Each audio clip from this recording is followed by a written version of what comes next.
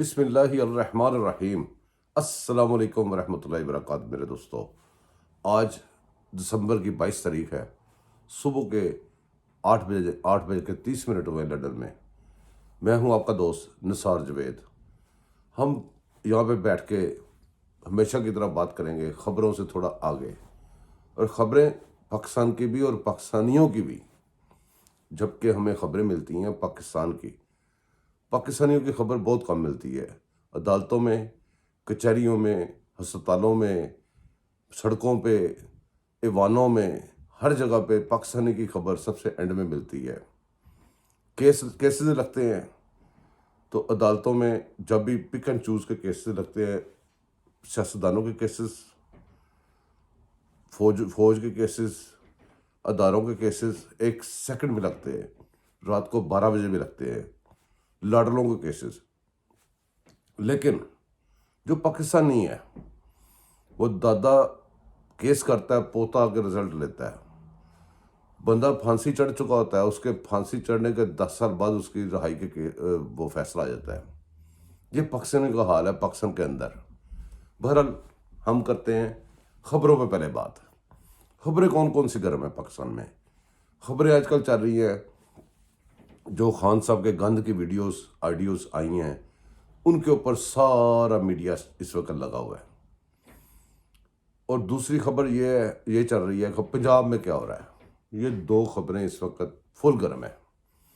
اب اس کے اندر ہم ڈھونڈتے ہیں پاکستانی کہاں پہ ہیں، اور اس کے اندر ہم یہ ڈھونڈتے ہیں کہ خبر سے تھوڑا آگے جاتے ہیں۔ اب پہلے بات کرتے ہیں خان صاحب کی جو آڈیو لیکس ہوئی ہیں اور جو ان کا گند باہر آیا ہے، جو کہ پہلے بھی گند سب کو پتہ تھا، کوئی نئی بات نہیں ہے۔ میرے دوستو غور کریں سب سے پہلے اس بات پہ کہ یہ دنیا میں سمیت پاکستان کے کوئی پہلی دفعہ ایسی لیکس نہیں آئیں، اور جب بھی لیکس ایسی آتی ہیں تو اس کا ایک ہی رزلٹ ہوتا ہے، ایک ہی بات ہوتی ہے ہر بندے کے نام پہ جس کی آتی ہے یا جو اس کے اگینسٹ ہوتے ہیں، کہ اس کا فورینزک کروائیں۔ ایک دنیا میں سسٹم، ایک ٹیکنالوجی موجود ہے کہ اس کا فورینزک کرائیں، پتہ چلے یہ اصلی ہے نقلی ہے۔ سمپل بات ہے۔ آپ نے یہ زندگی میں پہلی دفعہ دیکھا ہوگا کہ سوشل میڈیا آپ کے پیسے پہ سوشل میڈیا بنایا ہوا، بلڈ کیا ہوا، اور جو آپ کے پاکستان کے جو مخالف لوگ ہیں جنہوں نے پوری دنیا میں نیٹ ورکنگ کی ہوئی ہے اپنے مذہب کے لیے، وہ اپنا مذہبی جو نیٹ ورک ہے وہ اس کو دیا ہوا کیونکہ ان کا مورائی ہے، تو وہ سمجھتے ہیں ان کی بہت طاقت ہے۔ طاقت نہیں ہوتی۔ لوگ سارے سمجھتے ہیں کہ بیوقوف نہیں ہے، پاکستانی کو بڑا بیوقوف سمجھا جاتا ہے۔ پاکستانی بیوقوف نہیں ہے۔ یہ لوگ بیٹھ کے آپ کو ٹی ویوں پہ، آپ کو اپنے سوشل میڈیا کے جو سسٹم رہے ہیں ان کے اوپر یہ بتا رہے ہیں کہ یہ فیک کیسے بنتی ہیں۔ آپ ہمیں یہ نہ بتائیں کہ فیک کیسے بنتی ہیں۔ اس بچے کو پتہ ہے، جو اسکول میں جاتا ہے نا، 10ویں کلاس میں بھی بچہ ہے، اس کو پتہ ہے فیک کیسے بنتی ہیں، یا پھر اس کے مقابلے میں فیک بنا کے نا ویڈیوز آڈیوز وہ چھوڑ رہے ہیں۔ اب اگر کبھی وقت آئے گا، آیا یہ کوئی بندہ سوچے کہ بھی یہ فیک بنا رہے ہیں، یہ بھی، اور ان کی جو آئی ہیں ساری فورینزک کے لیے بھیجیں، ان کی صحیح ثابت ہو جائیں گی، اور یہ جو انہوں نے فیک بنائی ہوگی وہ بیچارے جو بنانے والے ہیں نا، جو ان کی ہیلپ کرنے والے، وہ پھنسیں گے۔ لیکن وہ پھنسیں گے یا نہیں پھنسیں گے، کیونکہ اس پاکستان میں جس کی لاٹھی اس کی بھینس ہے شروع سے ہی، تو وہ اس لیے ان کو پتہ ہے کہ ہم نے کون سا پکڑے میں ہے، وہ بناتے رہتے ہیں۔ اب اس سے آگے چلیں کہ خان صاحب پہ جب یہ سارا گند آ گیا ہے، یہ جب پہلے آیا تھا، آئلہ ملک کہہ رہی ہے، اس کے اندر آپ غور کریں کہ جی جب وہ آپ نے پھر سیاست میں نہیں آنا، اس کا مطلب اس وقت خان صاحب سیاست میں ابھی نیا پاؤں رکھ رہے تھے، وہ سکھا رہی تھی گر، کیونکہ سیاستدانوں کی وہ جو نوابوں کی وہ بچی ہے، تو سیاست ان کے گھر کی لونڈی ہے، تو گر بتا رہی تھی کہ بھی فلاں بندے سے ایسے ملا کرو، یہ کیا کرو۔ اس وقت خان صاحب کہہ رہے تھے فرگیٹ اٹ۔ اب اگر خان صاحب کہہ رہے ہیں 22 سال کی جدوجہد میں نے کی ہے، تو اس کا مطلب ہے کہ وہ 22 سال پرانی ہے، یا 15 سال 10 سال جتنی بھی وہ پرانی ہے۔ اگر تب سے یہ گند سب کے سامنے ہے، اور یہ زبان زد عام تھا سب کچھ، بہت سارے لوگوں نے ذکر بھی کیا ہوا تھا۔ آئلہ ملک جب آتی تھی تو ہر بندے کو ہر جگہ پہ وہ کھینچ لیتی تھی. وہ فوٹوز پڑی ہوئی ہیں پرانی، پرانی ساری خبریں پڑی ہوئی ہیں. اس وقت انہی ہمارے صحافی جو اب بیٹھے بڑی بڑی بریکنگ نیوز بنا رہے ہیں، اس کو پرانی خبر کو بریکنگ نیوز، اس طرح ان کا مال بکتا ہے، یہ بیچتے ہیں. ایسے نہیں ہوتا کہ ایک اینکر آتا ہے 2 سال بعد وہ کروڑوں کا مالک ہوتا ہے، وہ بیچ کے ایسی چیزیں بیچ کے بنتا ہے. تو مجرمانہ جو غفلت تھی، مجرمانہ خاموشی تھی ان کی اتنے سال، اس کا کون ذمہ دار ہے؟ وہ کون حساب دے گا؟ یہ جو جتنے بندے خاموش تھے، خاموش بھی مجرم ہوتے ہیں. جب کسی مجرم کی خاموشی پہ پردہ ڈالا جاتا ہے تو خاموشی بھی ایک مجرمانہ خاموشی ہوتی ہے، اس کو مجرم ہی کہتے ہیں. سب سے بڑا اس ملک کا، اپنے پاکستان کا، جب سے پاکستان بننا ہے، سب سے بڑا مجرم وہ بندہ ہے جس بندے نے آگے بڑھ کے، جن کے بھی احکامات تھے، جو بھی تھا، جس بندے نے اس کو عملی جامہ پہنایا، جس نے کورٹ کی پاکستان کے سپریم کورٹ کی سب سے بڑی سیٹ پہ بیٹھ کے، ایک گھٹیا انسان نے اس کے لیے سارا کچھ کیا، اور اس نے اس کو صادق اور امین ڈکلیئر کیا، جبکہ وہ اس کو اچھی طرح جانتا تھا، اس کا حصے دار تھا، اس کے ساتھ انجوائے کرتا تھا، ایک ایک بات کا پتہ تھا کہ یہ کیا کر رہا ہے. وہ بندہ، وہ ثاقب نصور نامی، وہ واقعی ایک نصور تھا، اور ہے ابھی وہ مرا نہیں. ابھی نصور انہی رگوں میں، ملک کی رگوں میں بھی پھیر رہا ہے، چل رہا ہے، گھوم رہا ہے. کبھی ڈیم فنڈ، کبھی فلانے فنڈ، وہ کتنا ملک کو لوٹ کے گیا ہے، اور اس سے کبھی کوئی بندہ حساب نہیں مانگا. وہ کیوں کرتے ہیں؟ اس لیے کرتے ہیں کہ پتہ ہوتا ہے کہ کسی نے حساب نہیں ہم سے مانگنا. ہمارے محترم باجوہ صاحب، ان کو دیکھیں، آپ اندازہ کریں کہ پاکستانی اور ان کا کتنا فرق ہے. پاکستانی اپنا ایک سچا وہ پیار کرتا ہے اپنے نبی سے، تو وہ لوگ باجوہ صاحب کے محکمے کے، جو آپ کو یاد ہوگا وی لاگر تھے یہاں پہ، وہ جو بلاگر تھے، وہ جو توہینیں کر رہے تھے رات دن، ان کو جن لوگوں نے، ان کے محکمہ نے اٹھا کے باہر نکلوایا اور باہر جا کے ان کے ساتھ تصویریں بنوائیں. لیکن باجوہ صاحب کی ریٹائرمنٹ کے بعد ایک لڑکے نے غلط کیا. میں کہتا ہوں یہ غلط ہے، یہ نہیں اچھی بات نہیں کی اس نے. اس کو اپنی لمٹس میں رہنا چاہیے تھا، اور کسی کے بارے میں بھی ایسا کام نہیں کرنا چاہیے. اس بندے نے تصویر پہ جوتے مارے، 24 گھنٹے وہ بندہ میڈیا کے سامنے تھا، معافیا مانگ رہا تھا. تو کیا یہ وہ جو بلاگر تھے، وہ جن کی شان میں گستاخی کر رہے تھے، ان سے بھی اپنے آپ کو اوپر سمجھتے ہیں؟ ثابت تو یہی ہو رہا ہے.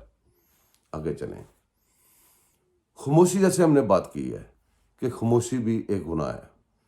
اب اس وقت پاکستان میں جو ہو رہا ہے، یہ پارٹیز ہو رہی ہیں.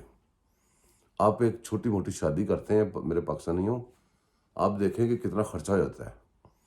یہ جو آپ کل پرسوں ترسوں سے دیکھ رہے ہیں نا، کہ ادھر مشاورت ہو رہی ہے، ادھر جناب کنٹینر لگ رہے ہیں، ادھر خان صاحب اپنے وہ پیچھے والے لے آتے ہیں، راستے بلاک کر دیتے ہیں، پاکستان پہ مسلسل حملہ آور ہیں. جب وہ پرائم منسٹر تھے تب بھی وہ حملہ آور تھے، اس سے پہلے بھی حملہ آور تھے، اب بھی وہ حملہ آور ہے. وہ آخر کسی کی تو مرضی سے حملہ آور ہے نا. وہ آئین توڑتے ہیں، وہ قانون توڑتے ہیں، وہ ہر وقت ہر بندے کو گندی غلیظ زبان بولتے ہیں. لیکن ان کے ساتھ کوئی تو بندہ ہے نا، ایسی اتنی بڑی طاقت ہے نا، جو ان کو نہیں روکتی یا ان کو کسی قانون کے کٹارے میں نہیں لاتی. جب خان صاحب کورٹس میں جاتے ہیں تو ان کے لیے قانون کیا جاتا ہے. ابھی کچھ دیر پہلے کی بات ہے، اسی پنجاب کی بات آپ کریں، تھوڑی دیر کی پہلے کی بات ہے کہ وہاں پہ جو وزیر اعلیٰ بن گیا تھا شہباز شریف، اور جو گورنر تھا وہ تھا پی ٹی آئی کا، اور یہیں پہ جا کے ان کے قانون اور تھے. وہ گورنر اس کا وہ بھی نہیں لے رہا تھا، حلف بھی نہیں لے رہا تھا. اور گورنر کے لیے جو قانون کتاب لے کے آتے تھے وہ اور ہوتی تھی. آج گورنر ان کا ہے، وہ نون لیگ کا ہے، اور وزیر اعلیٰ ان کا پی ٹی آئی کا اتحادی ہے. آج وہ قانون اور لے کے آتے ہیں، کتاب اور لے کے آتے ہیں. اسی طرح ہر جگہ پہ کرتے ہیں. پاکستانی کہاں پہ ہے؟ ہاں پاکستانی، اب میں بتاتا ہوں پاکستانی کہاں پہ. یہ سارے شور شرابے میں، یہ مشاورتیں، یہ کنٹینر، یہ سڑکیں بند، یہ رات کو اور قانون، صبح یہ مشاورت، یہ پارٹیاں ہو رہی ہیں. اس پارٹیوں کا یہ کس کی جیب پہ ہو رہی ہیں؟ پاکستانیوں کی جیب پہ ہو رہی ہیں. یہ سارا خرچہ پاکستانیوں نے پے کرنا ہے۔ اب ہمارے محترم باجوہ صاحب کھڑے ہو کے آخری تقریر کر کے فرما کے گئے تھے کہ ہم نے یہ کیا، وہ کیا، وہ کیا، ہم نے یہ بھی۔ اب ہر روز بیٹھ کے ان کے بندے، ان کے محکمے کے دوسرے لوگ وہ بتاتے ہیں کہ ہم نے یہ بھی کیا، اس کی پوٹیاں بھی، وہ پیمپر بھی لگائے، یہ بھی کیا، وہ بھی کیا۔ اب یہ سارا غیر قانونی ہے نا، کس قانون، کون ان کو پکڑ میں لائے گا؟ اسی بات پہ جب ہم لوگ کہتے تھے کہ یہ ایک پیج جو ہے ملک دشمن پیج ہے اور یہ ایک پیج غلط ہے، تو اس وقت یہ جواب پتہ کیا دیتے تھے؟ آپ یاد کریں، کوئی فوج پاکستان کی فوج ہے، کوئی انڈیا کی فوج نہیں ہے۔ تو آج کیا انڈیا کی فوج ہو گئی ہے؟ اب آپ دیکھیں، اس بات پہ غور کریں کہ بھی ہمارے ساتھ ہو کیا رہا ہے پاکستانیوں کے ساتھ۔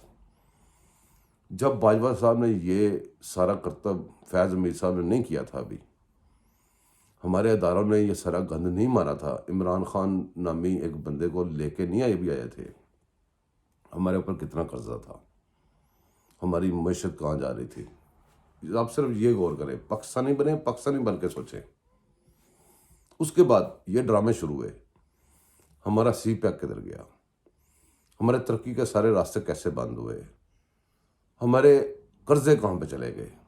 وہ قرضے آپ نے، میں نے، ہمارے بچوں نے، آنے والی نسلوں نے دینے ہیں۔ یہ لوگ تب تک پاکستان میں رہیں گے جب تک یہ رہنا چاہیں گے، ورنہ تو آپ ابھی تک دیکھ لیں، جتنے بھی ہمارے جنرلز وغیرہ بڑے محکموں سے جاتے ہیں، ریٹائر ہوتے ہیں، وہ پاکستان میں رہنا پسند بھی نہیں کرتے، وہ پاکستان میں نہیں رہتے۔ اس کے علاوہ صرف ملٹری کی بات نہیں کر رہے ہم، میں مایوسی نہیں پھیلا رہا۔ دیکھیں، ایک ہوتا ہے مایوسی پھیلانا، ایک ہوتا ہے کہ سوچنا کہ ہم سوچیں ہم کدھر جا رہے ہیں۔ میرا مقصد مایوسی پھیلانا نہیں ہے۔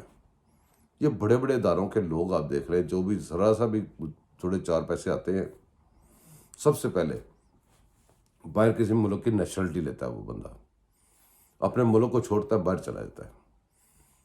وہ اداروں میں نوکری کرتے رہتے ہیں، بچے اپنے باہر شفٹ کر دیتے ہیں۔ بہت سارے ایسے لوگ آپ دیکھیں گے جو ابھی جاب کر رہے ہیں، پیسے بڑے اچھے مل رہے ہیں، ان کو مراد مل رہی ہیں۔